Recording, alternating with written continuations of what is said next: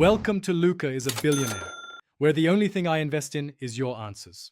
You begin by removing surface oils so actives penetrate. Cleanse gently and pat dry. Next, apply a targeted brightening product, for example, 2% hydroquinone or a 5% vitamin C serum, in a thin layer because concentrated doses reduce pigment production. Once done, seal the process with broad-spectrum SPF 50+. Sunscreen blocks UV that reactivates melanin. Make sure to reapply every 2 hours when outdoors, and avoid layering irritating acids for at least 48 hours to prevent inflammation. Now you add controlled exfoliation to accelerate pigment turnover. Start with a mild acid, like 5–10% lactic or 2% salicylic, once or twice weekly. Then, alternate with a low-strength retinoid, for example, 0.25%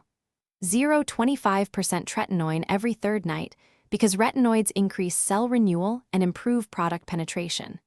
Make sure to increase frequency gradually as tolerated. If you see persistent redness or open sores, stop exfoliants and consult a clinician.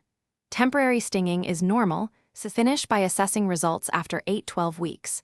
If spots persist, consider professional treatments like medium chemical peels, microneedling, or IPL, since they target deep pigment more effectively.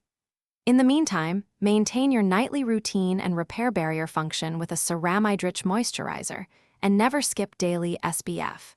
If the pigmentation worsens or you develop severe irritation, stop active ingredients immediately and see a dermatologist for patch testing and alternative options.